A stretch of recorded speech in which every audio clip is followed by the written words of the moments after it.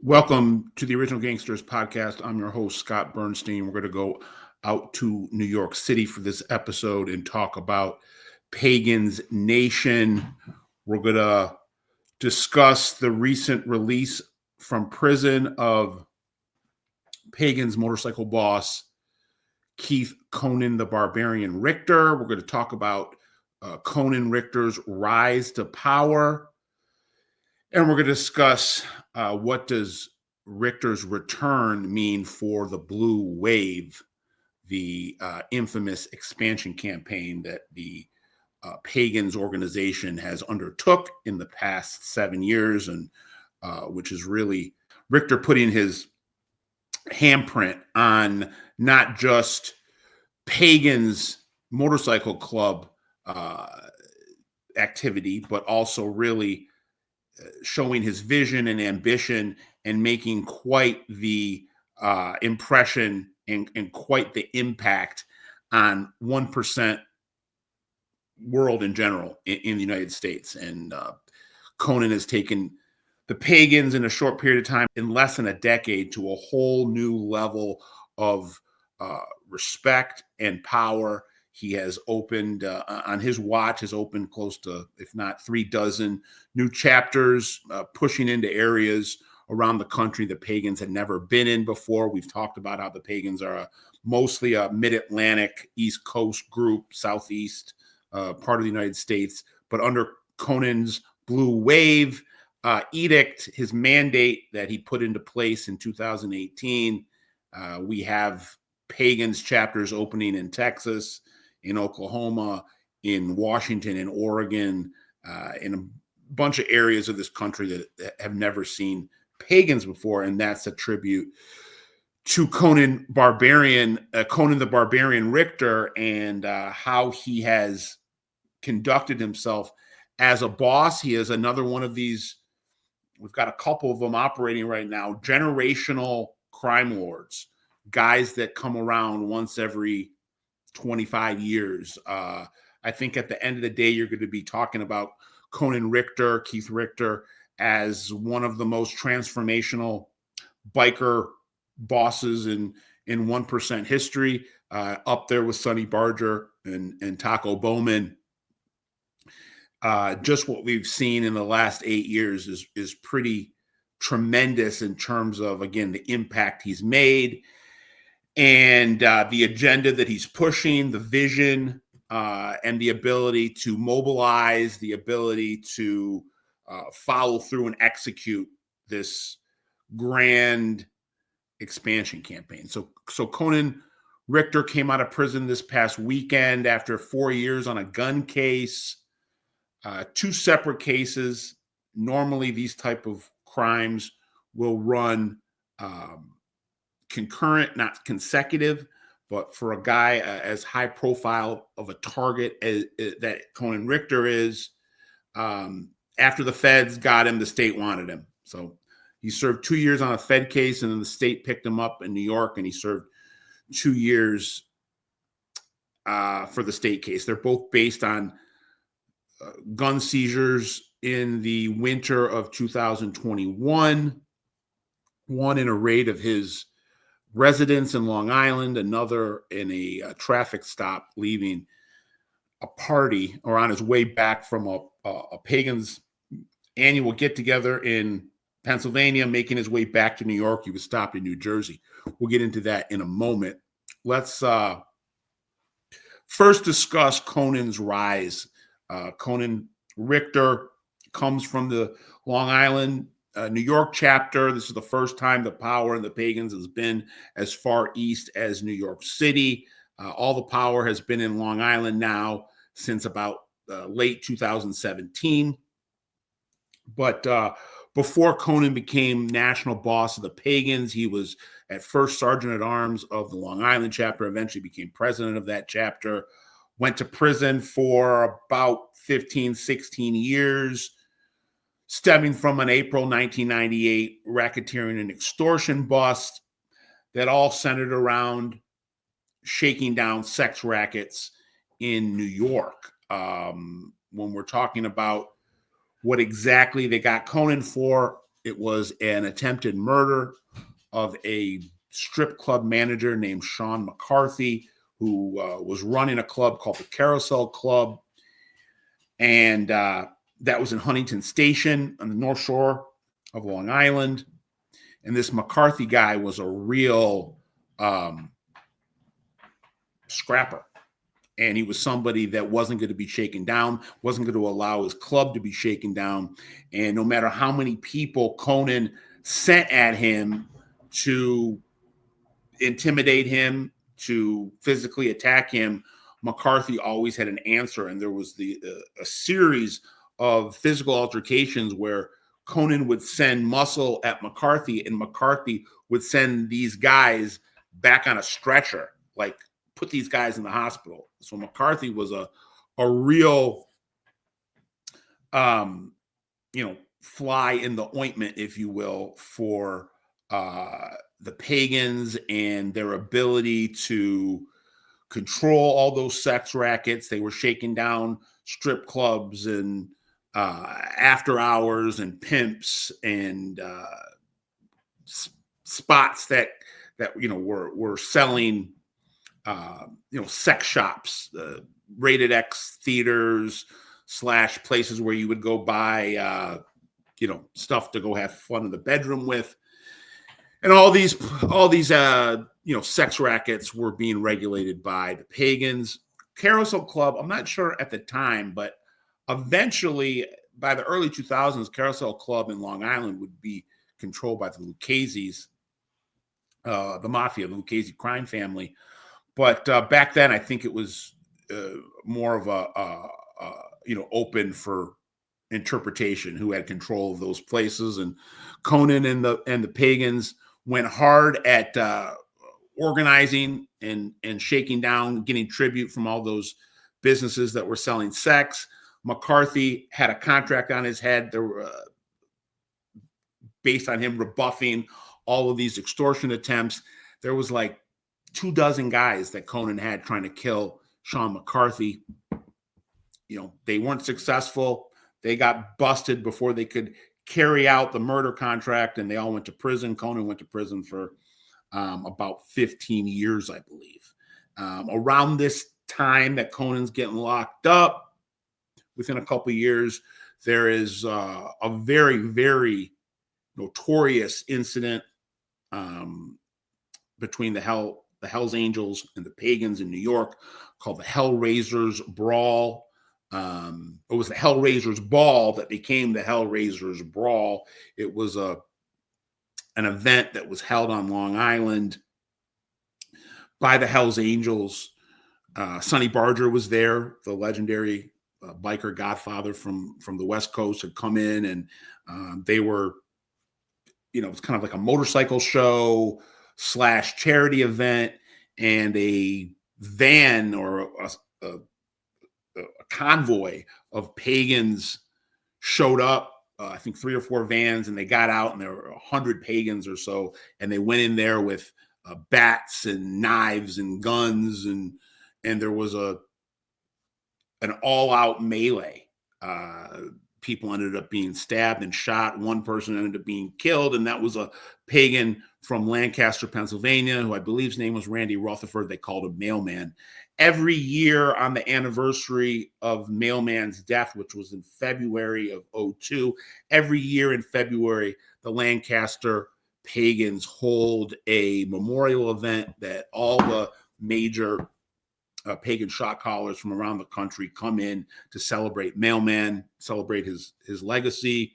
And that's where Conan was in February of 2021, when somebody at that party tipped off authorities that Conan was leaving, headed back to New York, and there was a gun in a secret compartment in his SUV that he was traveling in. We'll get to more of that in a moment.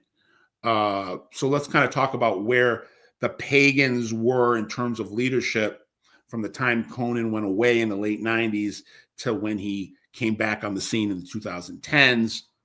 You had a guy from Maryland, David Barbetto, who went by the nickname Black Bart. And Maryland is where the Pagans, that's where the mothership was That was where the founding of the Pagans took place. Lou Dobkin, out of I believe Prince George, Maryland. That's where the mothership is. And Black Bart had control of the organization for a lot of the 2000s. Then it went to Rooster Katona, Dennis Katona, who was from Pittsburgh. He had the reins for a while. Then it went to Michael Trone, who went by the nickname or goes by the nickname Tyrone the Terrible or Terrible Tyrone. He had to go do a little prison time, and in the time that he was away, I believe Jersey Jim Coles out of the Garden State took over. But for most of the first part of the 2010s and first part of the last half of the 2010s, Michael Trone from Harrisburg, Pennsylvania, controlled Pagan's Nation, Terrible Tyrone. And Conan came out of prison around this time period. And by 2017, he was itching to take the reins and coordinated what could be described as a bloodless coup. Conan Richter had his loyalists, and they told Trone that he would either step down and relinquish power or he would be forcibly removed.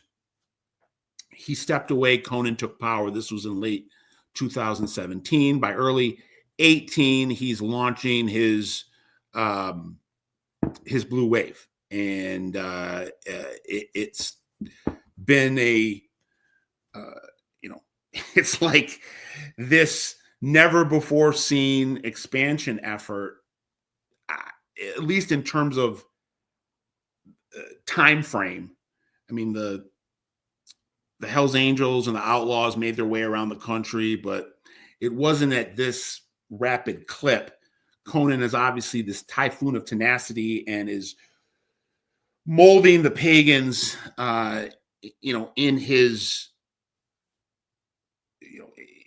in his personality. And I think you have more organization right now, more cohesion, more responsibility, I think, at the top level of the Pagans than maybe you've ever had. Pagans have always been known as, more kind of cowboys, guys that were less organized, quick to turn to violence, quick to indulge in drugs. I think all these guys indulge in drugs, but I think the Pagans had a reputation of being a more drug culture than other groups. And I think there's just a belief that the Pagans were a regional thing. And yeah, they were tough cookies and guys that you didn't want to mess with if you were in Philly or Pittsburgh, or Maryland, Virginia, the Carolinas. But they weren't really taken seriously, to the point where they had a seat at the big table. Well, when you're talking about Hells Angels, Outlaws, Mongols, and now they do. And that's because of Conan Richter and what he's been able to implement since taking power at the end of 2018. So he gets nailed in 21. First, state authorities raided his residence and found a gun by his dresser. And then coming back from this annual party in Lancaster, Pennsylvania, Conan's traveling in an SUV. He's got a team of security with him, a driver, bodyguards, and gets pulled over in New Jersey. They know that there's a gun. It's somewhere in a secret compartment. They eventually find it, and they hit Conan with gun possession. Following the gun possession case that he takes from the state, he cops pleas in both of these situations. And I think he thought, like a lot of us thought, that these sentences were going to run concurrent, but it turns out they run consecutive, and he's gone for 4 years. So what happens when he's gone? You have first Robert Francis, Big Bob Francis from Virginia, takes the reins as interim president. And Big Bob was somebody, or is somebody, that everybody loved. He was one of these, I sometimes, will make analogies to pop culture. He was kind of like a Bobby Bacala type, if you know The Sopranos, kind of a good bad guy, somebody that nobody really had a negative word about. But at some point during these last 4 years, I think about 2 years in, when Conan realized he had to stay behind bars for another 2 years on the state case, he made the decision to pull Bob Francis down from the interim president spot and insert a guy that had been the vice president under terrible Tyrone, Jerry Tank Tenaglia from Pittsburgh. So Tenaglia has been the interim president for the last 2 years. My sources are telling me he'll step away and Conan will step back in. And the reason Tenaglia had to take power on a day-to-day basis from Big Bob Francis, from what I'm told, is that there were issues with the Mongols. Big Bob Francis could not see eye to eye, get along with some of the Mongols leaders. The Mongols have been an integral piece of the Blue Wave in helping Conan push the Pagans brand west, southwest to the Pacific Northwest. And the Mongols have been a big part of that and the support from the Mongols. So Big Bob couldn't get on the same page as the Mongols, and that meant that Conan took him down and put Tank Tenaglia in. Tank Tenaglia followed through with Conan's orders these last couple years. Not sure what Big Bob's standing right now is in the Pagans. I'm told that he didn't leave the administration on in the best of light.